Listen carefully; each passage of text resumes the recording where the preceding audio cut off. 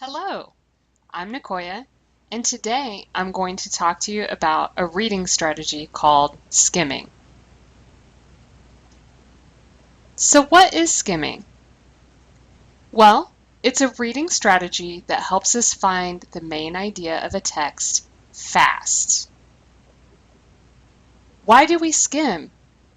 Well, we skim to read and understand more quickly. Skimming helps us do several things faster. First, it can help us know what kind of reading we're looking at. For example, are we reading a fiction story, an essay, a news article, a blog, or maybe something else? It also helps us get the main idea fast, especially if we're reading a really long text. It can also help us remember the main idea of something we already read.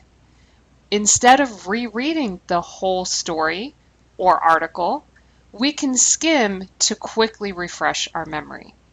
Finally, skimming can help us quickly decide if it's important or interesting for us to read the whole text. Maybe if we skim, we will find out quickly that the article is not helpful to us or won't help us in our studies, or maybe it's just not what we want to read right now. So when do we skim? Well, we skim before we read for details. We skim the first time we see a story or a reading to find out if we want to keep reading it for deep information. Also, we skim when we have a lot to read, but we don't have very much time. Now, how do we skim? Well, it's simple. We only read the most important parts, and we read them in a special order. So what are the most important parts, and what order should we look at them? Well, first, the title. Second, pictures, if our reading has pictures. Then we look for subheadings. These are like small titles inside of our text or reading. Then we want to read the whole first paragraph. Then we just read the first sentence of all the other paragraphs. Finally, we'll read the last paragraph. After we look at all of these things in this order, we should quickly have a main idea of the article or text that we're looking at. So let's try it. Let's look at an example together. So here we have a reading. The first thing I want to do is read the title. The title gives you the most information the fastest. So if I read this title, Latinos who came to help rebuild are doing well 10 years after storm. Okay, from the title, I know we have some people who came or moved somewhere. It happened 10 years ago and there was a storm. So already I know a lot about this article. Maybe I know who Latinos are, maybe I don't. But I also know this is going to be about Latinos. Next, I want to see if there are any pictures. In this story, we do have a picture. Right here, we see a man working. He's in work clothes, he has big boots on, he's shoveling something. We're not sure exactly what, but this matches the title when we hear that word rebuild. So we know that this is probably a news story or a real story. This is probably something that really happened somewhere. Now, I want to look at subheadings. Now remember, subheadings are like small titles inside of the reading. So here we have 3. Let's read these together. The first one says, working all day, every day. The second one says, starting businesses in a new country. The third one says, number of Latino students is growing. Now, if I look at these, I can start to try and match these with what I already know from the title and picture. So for example, the first one, working all day, every day, that matches the picture and the title. These are this is probably going to be about people who were working hard to rebuild. Now, the second one, starting businesses in a new country, okay, this tells me something. This tells me that these people were probably moving between different countries, not just different areas. So now I have more information.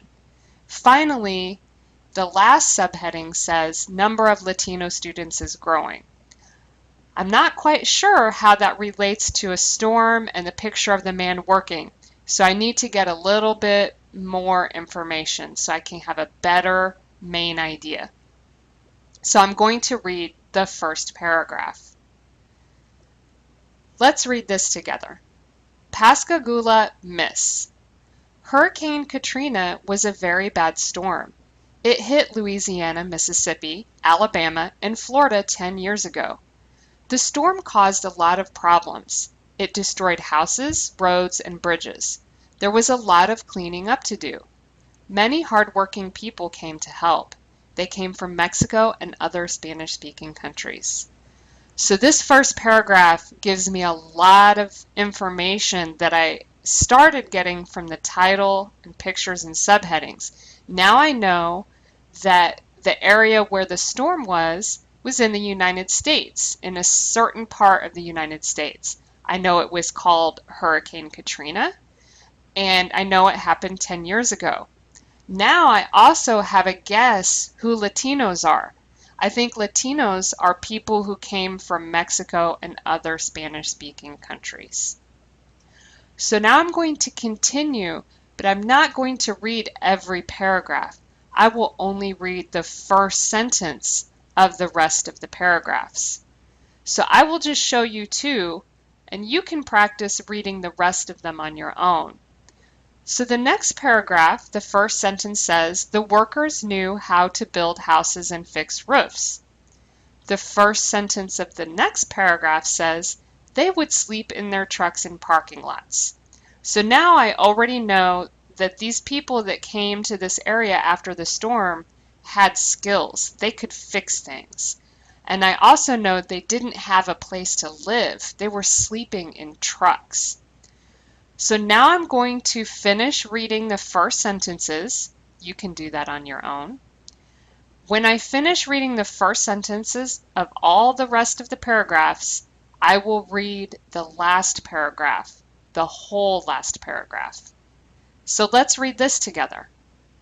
The Catholic Church is also trying to make it easier for new Spanish-speaking people. This year, the church brought in 2 priests from Mexico. There are now 5 Spanish-speaking priests in one area of Mississippi. Okay, so now I have an idea at the end of the story that the people who came to fix things stayed in this country. So now I have a main idea for this story. It's about people who came from Spanish-speaking countries to a part of the United States to help rebuild after a storm, and they stayed. So thank you for watching my presentation about skimming. I hope it helped you learn a few new things. I hope you try this strategy on your own and that it helps you with your reading in the future.